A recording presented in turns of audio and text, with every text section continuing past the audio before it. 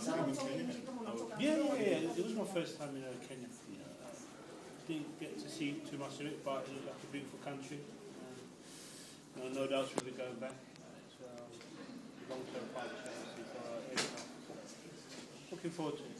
Coming to Tanzania today and same kind of feelings. Yeah, I've enjoyed the trip. What was the recognition of Andy Cole, Manchester United in Nairobi?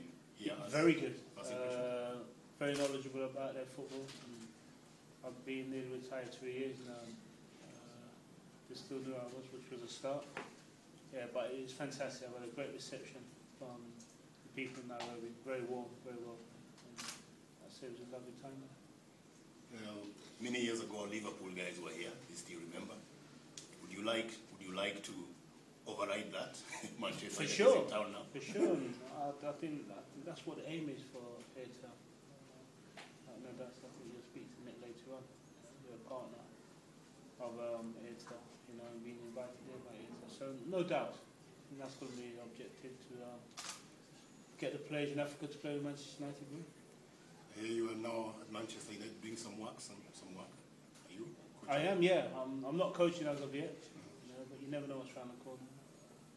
Within time, I still think I'm youngish, in football terms. So you never know. I don't really think about coaching, to be honest. But like I said, you just never know what can happen. And in this program in Africa, what have they told you? What you're going to do, and what do you hope to achieve? I think, like it says, rising star. We're looking for players out of Africa to give them the opportunity. Airtel are going to do a fantastic job. First part of it, I think it's going to be a long-term partnership. If we can produce a player from Tanzania or Kenya, where we just come from, or wherever it may be, I think it'd be a great thing for Airtel. And no doubt it's a great thing for Manchester United to be involved in as well. And your presence here brings the nostalgic, memories of the African players during your time. I mean, which are the guys that you met, African guys? Like, did you meet people like Okocha? I certainly have. I've got a good relationship with JJ. But I look at it, I think it's brilliant to have so many African players who have come to England. I've lit up the Premiership. Like mentioning JJ there, or Drugbas and players like that. So there's been loads, and no doubt there's going to be plenty more. I think they've brought something different to the Premiership. Naturally, like the majority of foreign players do. But I think it's a great testament to Africa to produce so many players who have played not just in the Premiership but in Europe as well.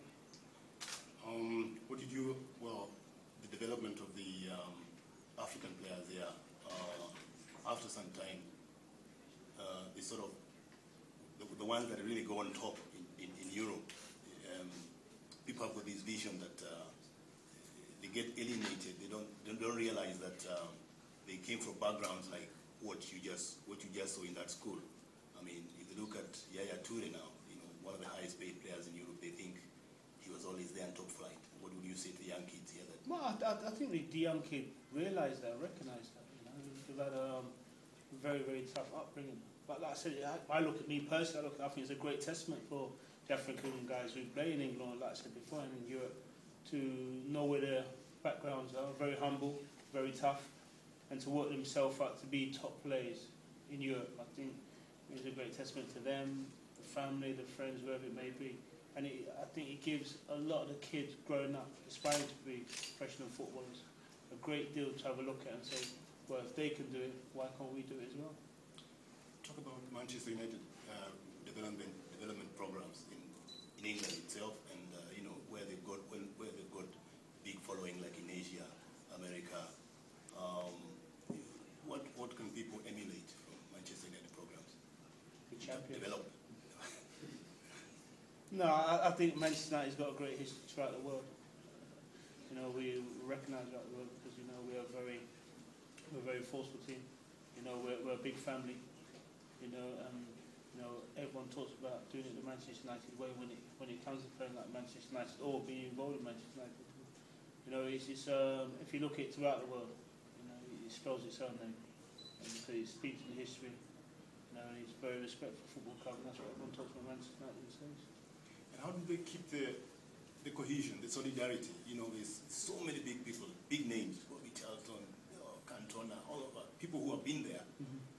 They've always got something about Manchester United. What keeps that? What's the glue? Family. Yeah. It's a big family. I don't think it's just a testament to Sir Alex Ferguson, but Sir Matt Busby as well.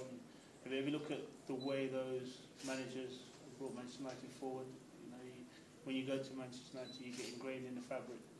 And I keep harping on about it's a family, not just about the players, but the laundry ladies. They're brilliant as well. So it's not about the players, what they do on a Saturday. We all work together to get great results. That's why Manchester United is so famous throughout the world. How is your family? I think many years ago, I saw you guys going to somebody's birthday party and everybody was carrying his child, and I think I remember you were carrying one of your kids. I hope it was one of my kids. So how are they doing? Very good, very good. My children are very good. It's nice to see them grow up. I get to a stage now where my son's 16 and my daughter is 10, so like I said, retired from football and watching grow up, it's a great honor.